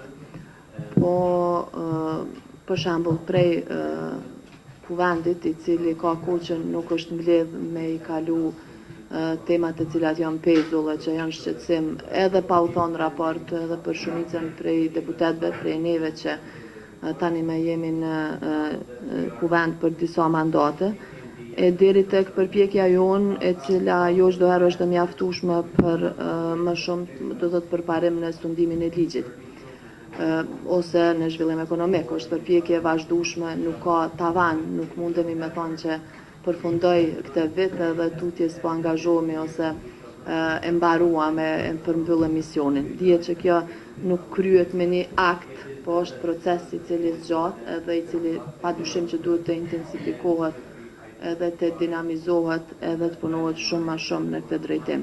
Mirë po, kisha dashur dy çështje me i theksu. Sigurisht që nuk do të kem përparim ose nuk do të jetë lehtësuese nëse ne trajtohemi si të pabarabart. Trajtimi i Kosovës edhe në raport me rajonin, po edhe nga ana e Bashkimit Evropian është vazhdon me qenë kogja ndryshe, mos me përdor terme tjera, mos me thonë që vazhdimisht po diskriminohemi, po ka një trajtim të pabarabart. E dim përpjekjen dhe luftën e vazhdueshme të cilën po e bën Serbia në raport me Kosovën. Edhe këtu taksën nuk e shohim si mekanizëm për të ngulfat përpjekjet për të arritur një marrëveshje përfundimtare ose atë që është normalizimi i marrëdhënieve, me që nga Serbia nuk po shihet ndonjë vullnet që të shkohet tutje në një pajtim dhe njohje reciproke, po në fakt është një mekanizëm i cili besojmë është mundësi që të shfrytëzohet nga të gjithë, e këtu edhe nga vetë Serbia për të arritur një marrëveshje përfundimtare dhe një njohje reciproke për të filluar funksionimin si dy shtete të barabarta të cilat nuk i vënë bariera njëra tjetrës. Na një shqetësim të cilin e ngritet vazhdimisht këtu është edhe krimi i organizuar. Për shembull, Kosova për shkak të Serbisë kryesisht nuk është mundësuar të jetë anëtare në Interpol, edhe këtu askush nuk mund të lavdohet që ka kontribu në luftimin e krimit organizuar, korrupsionit, trafikimit apo zezave të tjera, përderisa nuk ka votu dhe nuk e ka përkrahur Kosovën që të jetë anëtare. E tjetra, një qasje nga ona e Bashkimit Evropian jo unike, këtu po flas për 5 vendet antare të BE-s të cilat nuk e kanë njoft ende Kosovën, sigurisht që na mban pezull, edhe nuk kontribon që ne të kemi përparim ose të kemi lehtësira që të përparojmë dhe të ecim tutje ose të kemi progres aq të madh në fusha të caktuara të cilat kanë nevojë për një bashkëpunim në rend të parë rajonal. Si të izoluar, bizneset tona nuk mund të kenë progres të pritshëm ose të nevojshëm, përderisa për një vizë duhet të presin me muaj të tërë, kemi edhe një, të thot për shkak të MSA-s, kemi edhe një farë mund të them situatet të çuditshme kur mallrat tona mund të lëvizin por jo njerëzit. Na nuk mund të lëvizim mallrat pa njerëz, nuk mund të eksportojmë pa pas të drejtën e lëvizjes. Nuk mund të kemi cilësi në arsim nëse student, po të më thonë, mund të kemi, po është e kufizuar dhe nuk është lehtësim nëse për çfarë do programi të Erasmus fëmijët tonë dridhen apo e marrin vizën ajo. Kemi talente shumë të mëdha, talent në sport, po vazhdimisht ju humbin mundësitë. Unë e njoh disa raste, skiatore merr përkrajen për me qenë 3 muaj në Austri, me ushtru, ja paguajnë krejt, me hotel, me gjëra që kushtojnë, në fund të merr vizën veç për 1 muaj. Kjo është krim. Një i ri i humbet mundësia, përkundër që i plotëson të gjitha kriteret dhe pritet me qenë yll në nivel ndërkombëtar për shkak se i japet viza për 1 muaj, jo 3 muaj sa ai ka fitu bursën me qëndru në një, le të themi, aktivitet sportiv. Janë tema të cilat dhe për të cilat besoj se duhet kemi përgjegjësi të përbashkët dhe ta ndajmë këtë përgjegjësi, pajtona me Ilaimin kur e tha që na në plot çështje jemi një, sepse kemi funksionu në Kosovë bashk prej fillimit, edhe është mirë, edhe po vazhdojmë me qenë bashk, edhe sukseset, po edhe dështimet i kemi pak a shumë të përbashkëta.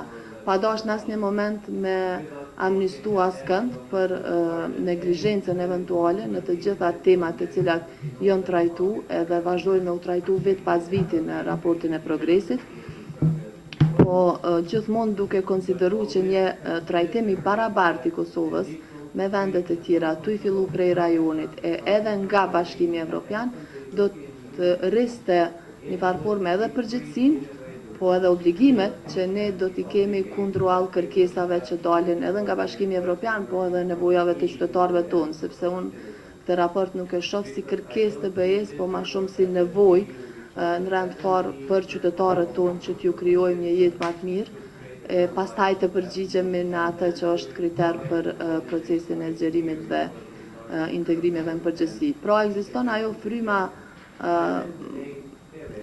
anti-zgjerim që vjen nga Bashkimi Evropian e që në këtë fazë, në një farë forme, po e godet Kosovën në plot fusha, edhe do t'ishte jashtëzakonisht e rëndësishme sikur ne ta kishim mundësinë që të ishim atje dhe të kishim një rol më të madh në kuptimin që të kërkojmë që të kemi një trajtim të barabartë nga vetë BE-ja në mënyrë që procesi të jetë më i shpejt, të jetë më i lehtë, të jetë rezultate reciproke. Faleminderit. Faleminderit, Dronik. Ndoshta veç para se ta kaloj fjalën te ju, një 2 çështje të cilat u adresuan këtu në cilësinë e kryetares Komisionit, unë po kërkoj, e di që ndoshta është kërkesë e madhe, por është shumë e rëndësishme antarësimi i Kosovës në organizata rajonale, veçanërisht në organizata të cilat janë në pjesë të përshafimit të vlerave tona evropiane. Ne kemi interes që të bëhemi antar në KoSAP, po është një organizatë e rëndësishme për Kosovën, natyrisht pasi që jemi në shkrues të marrëveshjes stabilizim asociimi dhe jemi palë kontraktuale në këtë marrëveshje, do të kërkoj edhe një herë ndihmën e Zyrës së BE-s që të përkrah vlerat e përbashkëta ku ne duhet të bëhemi pjesë. Sfundi, natyrisht unë jam mirënjohëse për angazhimin që e keni bërë për Rumaninë, ka qenë një rast ku Kosovës nuk i është ofruar mundësia, përkundër faktit që jemi pjesë e përhershme e Kosakut, ne nuk kemi ftuar për shkak të raporteve tona ndërshtetërore që t'jemi pjesë e takimeve atje. Pas asistencës së Zyrës së juaj, natyrisht kemi pasur një vendim pozitiv. Kërkoj të njëjtën që ta bëni edhe për Kosovin. Unë besoj shumë që i ndihmoni jo vetëm Kosovës, por edhe Ballkanit Perëndimor dhe perspektivës evropiane të shteteve të rajonit që ne t'jemi bashkarisht në të takime të rëndësishme, kuptojmë pozicionin që e ka Serbia dhe presionin që po e bën vazhdimisht. Dhe në një pyetje e fundit Donika e përmendi frymën kundërshtuese në zgjerim. Kemi sfundi zgjedhjet emrimet, po e them, nga udhëheqësit e Bashkimit Evropian në një proces që ka kalu ditëve të fundit. Nëse mund t'ju pyes ose një koment ju si pritni cili do t'jetë pozicioni i Ballkanit Perëndimor, do të ketë tekst veçantë Ballkanit Perëndimor në emrimet e reja, ku do t'jemi ne në perspektivën e zgjerimit. Natyrisht janë të definuara edhe në raportet cilat ne i kemi marrë, por ndoshta një koment çfarë pozicioni do të ketë Kosova në këtë strukturë të re të zgjidhur, të dalë pas zgjedhjeve në Bashkimin Evropian. Edhe njëherë, faleminderit shumë, fjala është e juaja sepse ka shumë komente dhe pyetje që deputat kanë adresuar.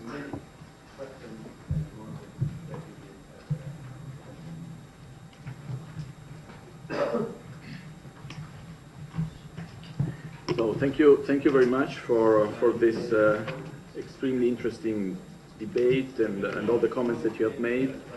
It runs from for all the possible areas, and actually it's very useful and honestly very instructive for me in the sense that you, from both opposition and government, you have commented on our comments in a way, and you have contributed to it, and you have added more details and more flesh to what I just needed to schedule very briefly at the beginning. So I don't think there is a substantive, let's say, disagreement on, and this is reassuring. And actually I would like to just quote Mrs. Kadai when she said that that this report is not about us, it's not about telling you what to do, it's about a need for Kosovo, for its institutions, for its people to go in a certain direction, which is the same, and this was also highlighted by many of you, the EU and Kosovo together going in a direction which is beneficial to Kosovo to start with. So I think that's a very important element, and again I think this debate today was very constructive and very enriching in that respect. So I don't think I need to reply to many specific questions. Maybe I would like, of course, to make some comments if you agree. But maybe the question which was asked by Mr. Beciri at the beginning, unfortunately he had to leave, but just for your information, since he asked specifically about this EU funds, as you know, the European Union is prepared to spend in Kosovo on a yearly basis up to 100 million. Actually, Kosovo appears to be, I discovered here, the second per capita net recipient of EU funding. So, it's an important amount of money that is spent, and we are fortunately linked to certain, and we have to abide by certain rules that are administrative rules and are, good financial management rules. So usually the cycle of the project takes several years. The money is available at a certain moment and can only be spent until a certain moment, usually 3 years later.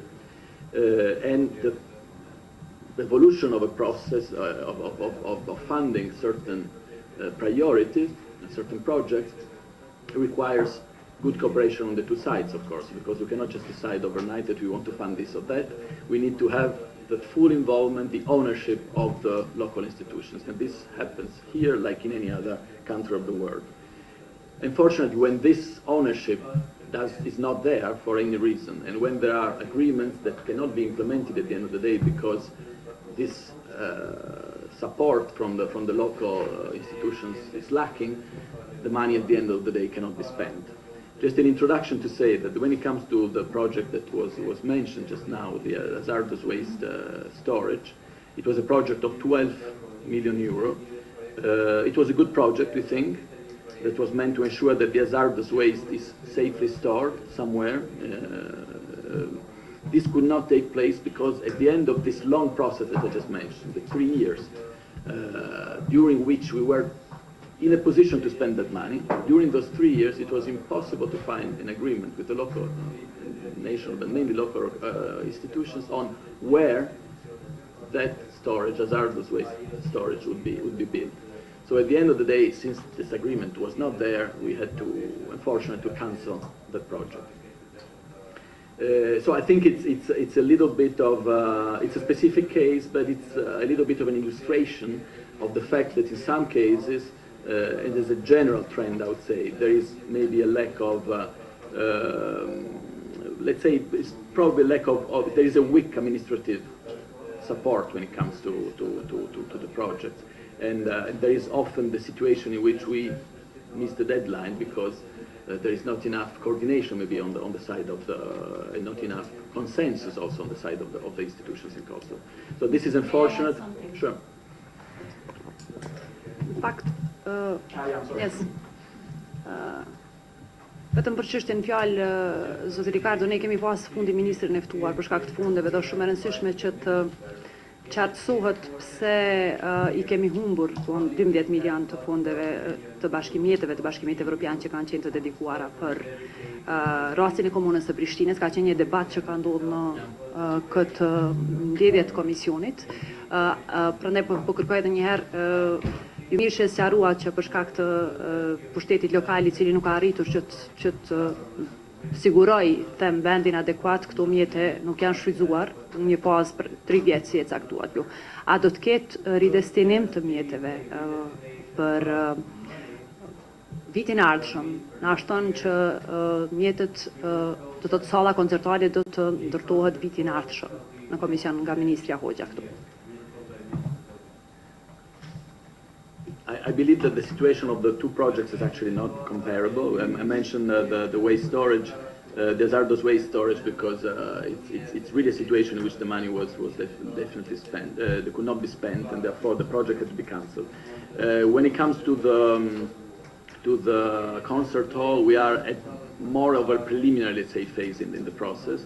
And indeed, it is true that the money which was been initially allocated to that project has been now spent on another priority, which is actually very important as well, because it's the Kosovo planned, and we are prepared in the future to come back to the project of the city council, city hall.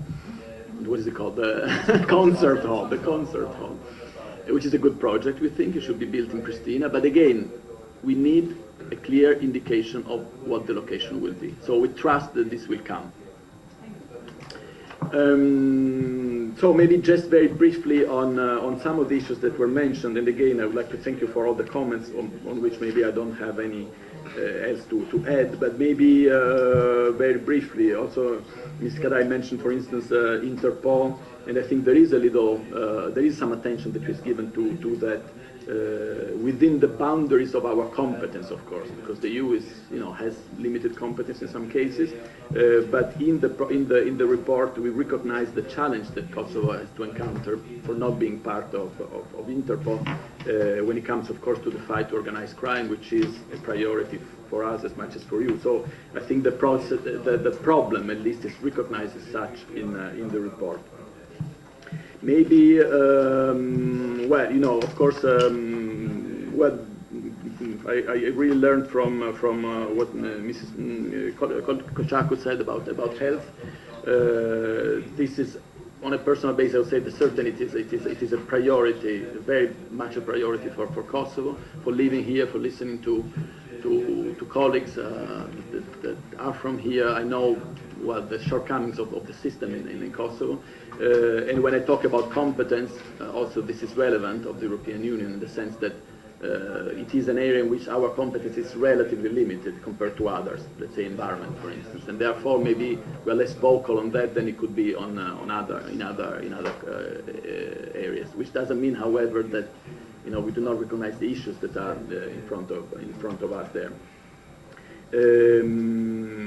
You also mentioned, and you were not the only one, Mrs. Kolchaku, but also Mr. Paisiti, I think, the issue of visa.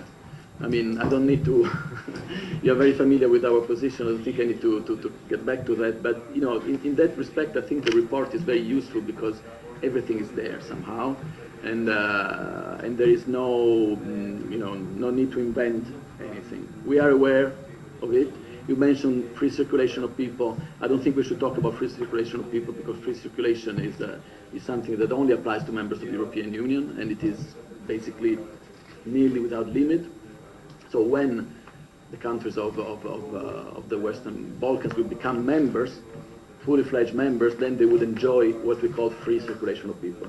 However, this is not to undermine, of course, or to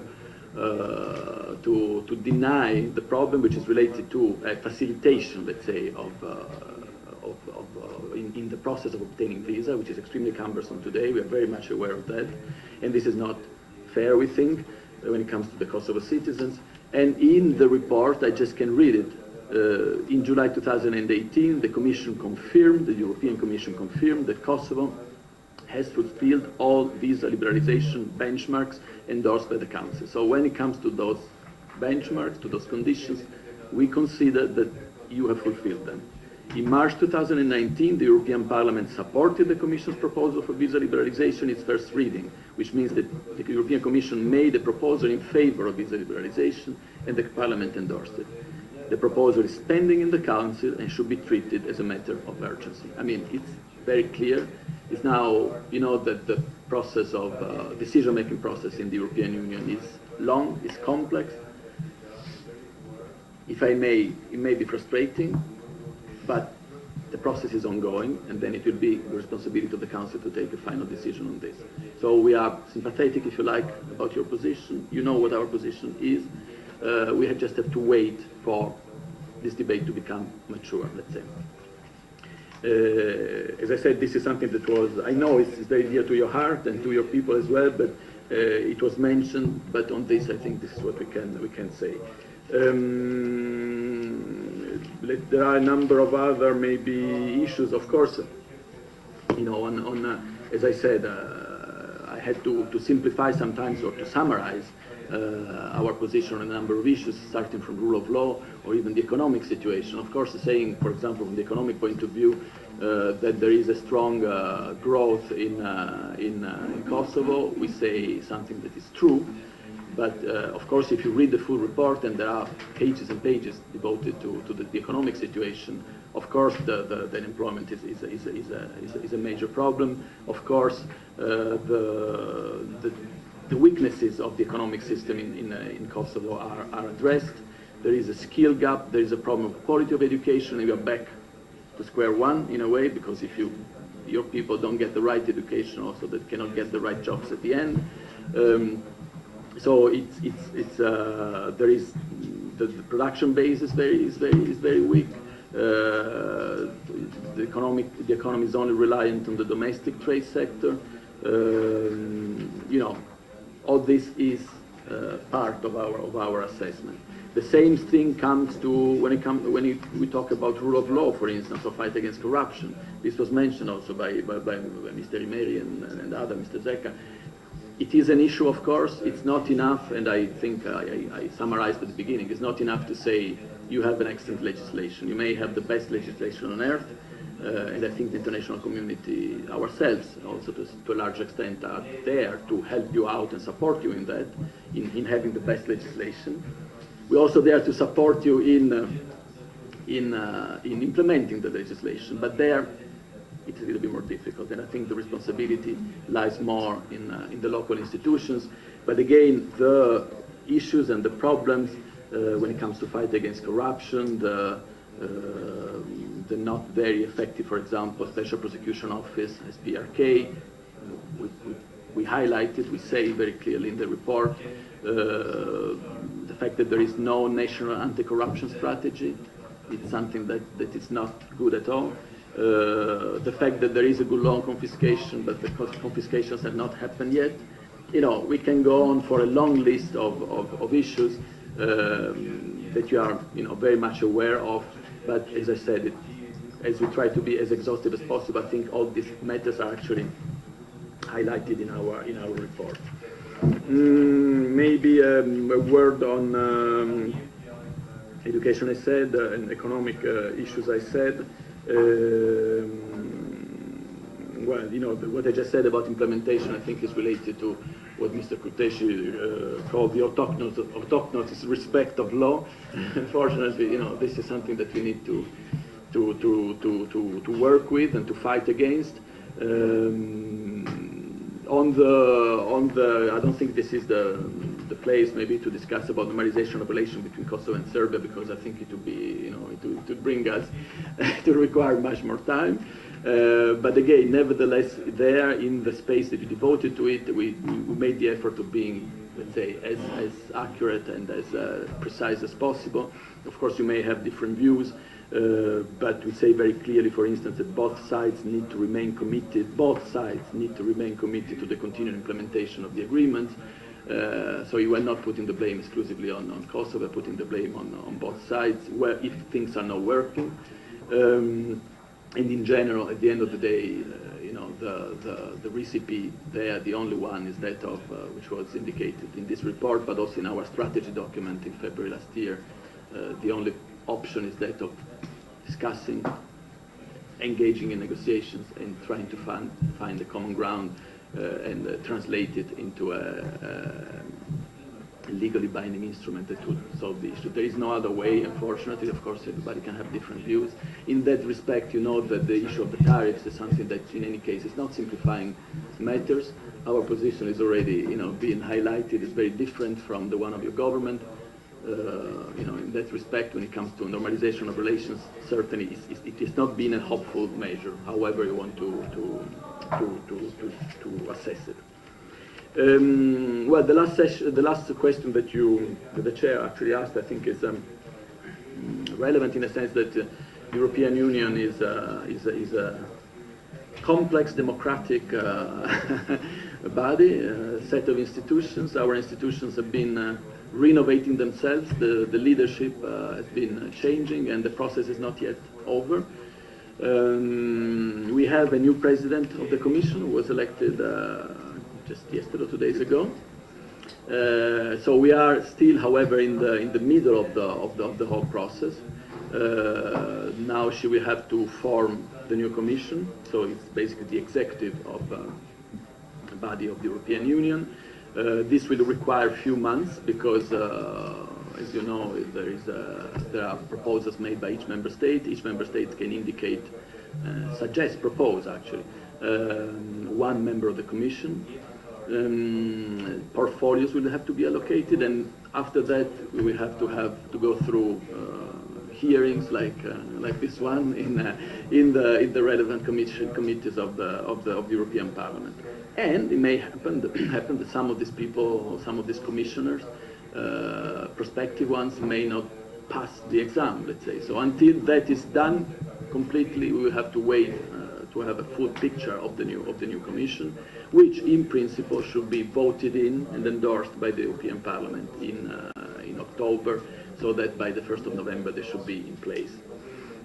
Some names have been named, some have even been formally indicated by the Council in accordance with our treaty. Among them is the new HRVP, who should be Mr. Borrell, a Spanish gentleman, very skilled and very experienced. But you know, it's very premature even to say that this gentleman will be the HRVP, because he still has to go through the process that I just highlighted, and therefore I think you will understand that there is no possibility for me for us to make any comment on that. Broadly speaking, I think that you know, we should expect that our policy will not change, in the sense that our policy is written in our document, is part of our strategy, and the enlargement policy when it comes to the Balkans will certainly not be changed. Actually, our new commissioner, head of the European Commissioner von der Leyen, already said that, highlighted the importance of the Western Balkans for our policy, for the policy of the European Union. It goes without saying, if you ask me, but you know, it's important that she said.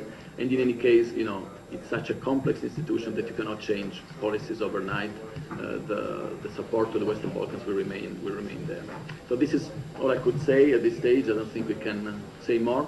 I'd like to thank you again. About Cossack and Kosovo. It's regional Yeah, cooperation. we should look into that. I'm happy that you were happy about the support that we were able to provide. So I will get back to that on this. We'll look more in detail. Thank you very much. Thank you, Mr. Ricardo. Thank you for being here, and thank you for sharing information with us. It's really a pleasure for the committee, and feel free to come anytime. I mean, you can help us in a way of your perspective and everything that we can share with each other. To be a Thank pleasure. you, dear Tad. Thank you very much. Bye-bye. So we will continue. We have something to do.